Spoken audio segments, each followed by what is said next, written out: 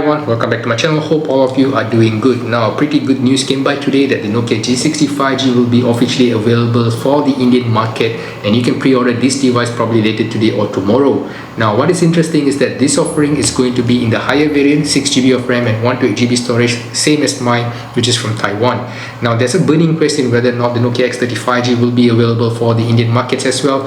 Initially, I speculated that because of the launch of a higher variant of the G60, we might not be having that luck of having the X30 5G officially in India, but a good source of mine says that the X30 5G will definitely be available in India. It's just a matter of time, which is a really good news nevertheless. Now, the Nokia G60 5G is probably the second official 5G Nokia device available in India, replacing the likes of the Nokia XR20. So it couldn't come at any better time now with 5G being officially launched in India, and for the first time you can use the full potential of all these 5G devices. Now, I've made an extensive review on the Nokia G60 5G previously. This is just going to be a re-look into what the G60 5G can offer, and hopefully this triggers your interest to check out on one of the best Nokia devices to launch till date.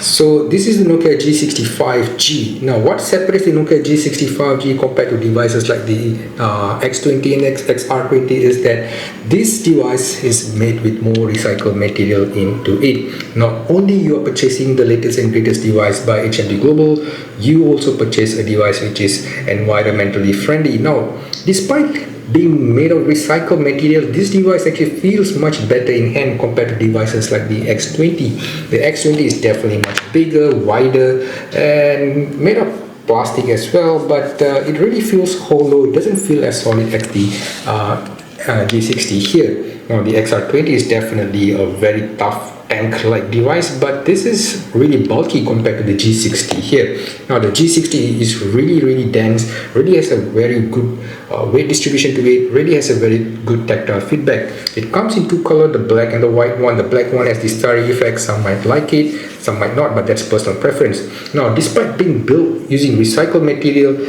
every part of this device feels great. The polycarbonate back, the aluminium body, and even the housing used to store its new generations of camera. Now, the housing is made of a very good plastic material which is matte in texture. It doesn't have any scratches compared to the one on the G21, which is very prone to scratches. Now, of course, the highlight of the Nokia G60 and the X30 would be its camera system. We'll talk a little bit about it towards the end.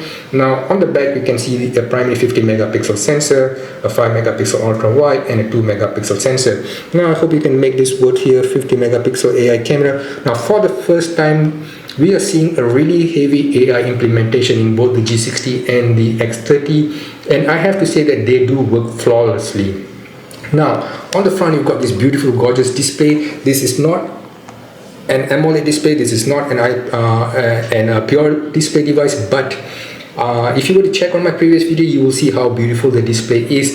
Despite not being a pure display device, it can even rival certain pure display devices out there. So Nokia did not skip on the quality of the display here. In fact, this is one of the best displays on a Nokia device at the moment. Now, to really improve on the user expectation, here now we've got a new generation of IPS display that can support up to 120 Hz of refresh rate, which is becoming the norms this day, and you can even get this on a budget-friendly device like the Nokia G60. So the highlight of my reviews are usually on the camera performance. Now, one thing interesting with the Nokia G60 and the X30 is that they do share a lot of similarities in the interface and the options given. Now, one thing to be noted is that this is camera 2.0, where it introduces a lot of new features, and these features are really dependent on the AI, which for the first time I do believe they work well. And although on the G60 there are some areas that it can be improved, the general performance is really good. Everything is snappy. You can have a second or two for it to apply its processing algorithm, but generally the performance is smooth. You don't have any issues with the camera at all, unlike devices like Nokia 8.3, which has a lot of difficulties in saving images. No such thing on the Nokia G60 for now.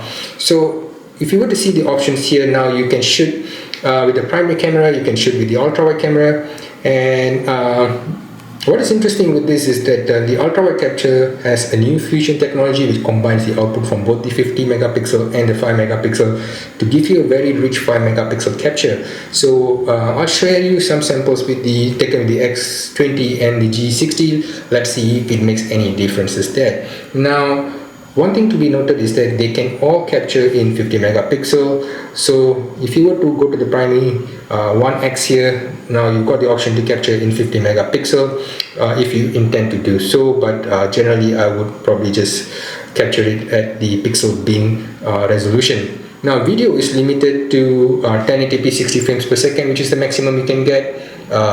This is some hardware limitation, so there's no way to improve this with any additional third-party software. You can also record using the ultra-wide camera, but we do not have a cinema mode on. One thing good is that addition of electronic stabilization for your video capture to give you the ultra smooth capture. So when you go to the portrait mode, we've got an interesting option here. You can either enable or disable the AI portrait. I would recommend to have the AI portrait on because you've got a better output with the AI portrait. Just have a look at my previous samples in my previous video, you understand what I'm trying to say here. When it comes to the night mode, unlike the Nokia X30, the night mode here is only limited to the primary sensor. You can't capture night mode with the ultra-wide sensor. So now you have three options here. You've got the first one, the tripod mode.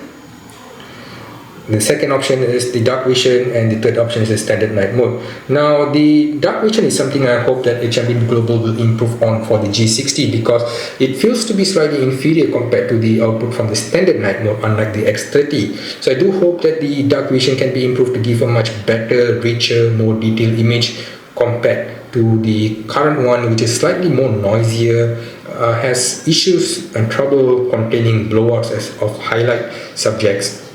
When you go to the options like this more, now you can see that you've got options for Pro, you've got some roll side, panorama, slow motion and time lapse. You do not have speed warp here unlike X30. You do not have ultra steady capture unlike the Nokia X30, something to take note on. Now when it comes to the night mode, one thing I want to say here is that the tripod mode is something that you should try. All you need is a stable platform, and the exposure timing can go all the way up to 48 seconds depending on the light available. So for example, in this brightly light room here, you can see how the exposure time changes from 7 seconds to 8 seconds depending of the amount of light here. So this is some dynamic exposure time, and you can go all the way up to 48 seconds, which is really good. And I've shared some samples before, and even in my Twitter you can see how brilliant the capture is. So pretty much this is the Nokia G60 5G in a nutshell. One of the best Nokia devices you can buy right now. Definitely a suitable replacement to any other Nokia devices before. For the first time, I feel that the software, the hardware, and even the materials are in harmony to give you the best experience ever on a Nokia device. So if you are in the fans of giving the Nokia G60 a try, I would really recommend you to get the Nokia G60 to really understand and to probably go back to the time when the Nokia devices were really good. So this is definitely one of the recommended devices. I hope to see you in my next one. Do take care.